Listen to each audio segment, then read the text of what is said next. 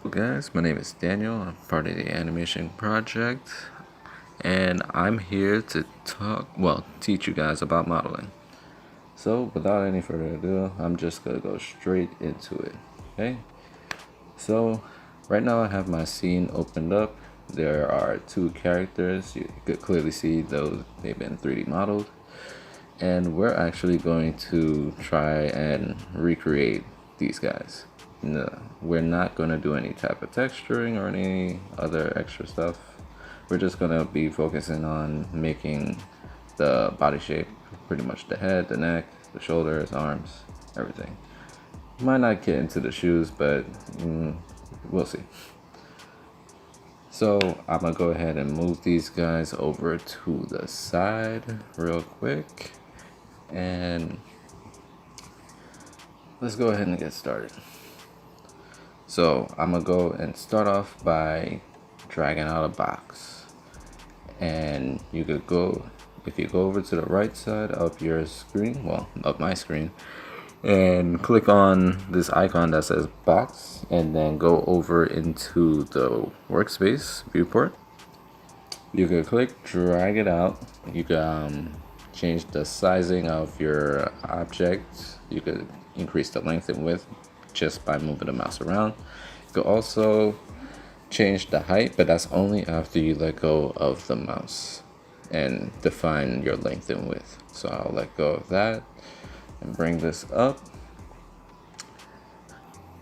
and click, and there we go. We got a box going on. So there's plenty of ways you could change the size of this box. You could go over to the modifier side and change the length, width, and height, or you could do it manually by clicking on this widget next to the rotate tool and shrinking it by, or enlarging it by pulling on or pushing in the X, Y, and Z axis on the widget.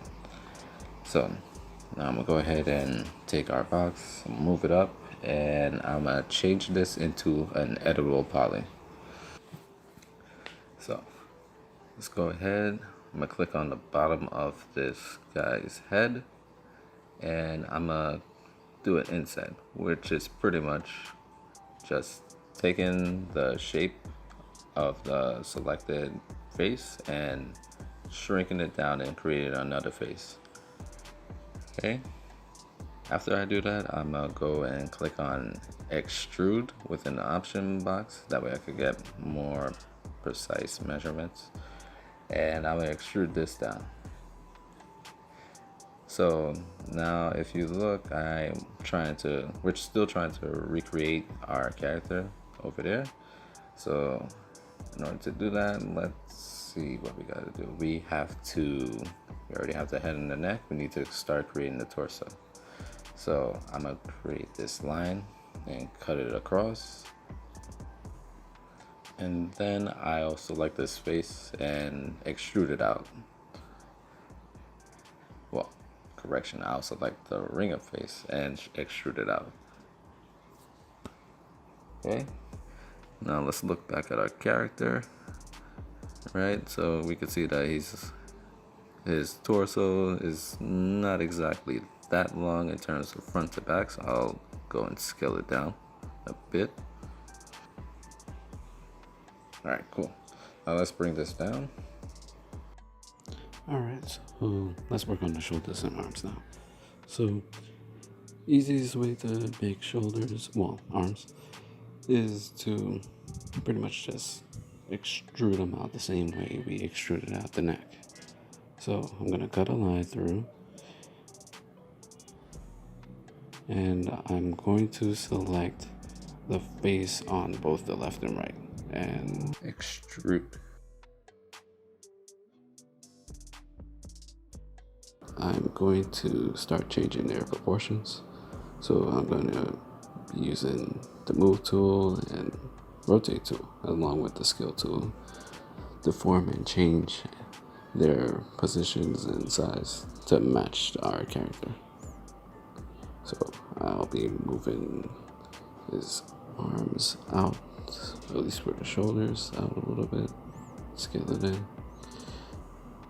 Alright, and now that I've done that, I'm also going to just do one more extrusion, and I'm going to bring that one down, and I'm going to rotate the end piece of the polygon to face down.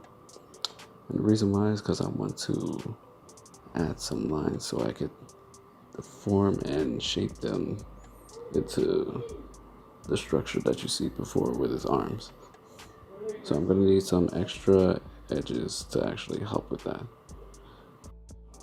And after you add those edges, it's pretty much the same thing, where you're just looking back and forth between your model and your reference, and trying to, at best, eyeball it or get it as close as possible to what you want or what you see.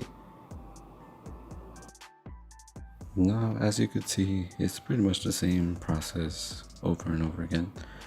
If you wanted to create the rest of the limbs, you would just select the face, extrude it out, add some edges, and either move them around or scale and shape them so that they could come out the way you wanted to.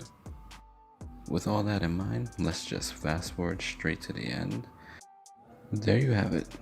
There's our character. He's finished, and he may not have, he's missing the shoes, but we didn't really have enough time for that. But that's it. We're at the end of our video, and I hope the information that I was giving was as clear as possible. And thanks for watching.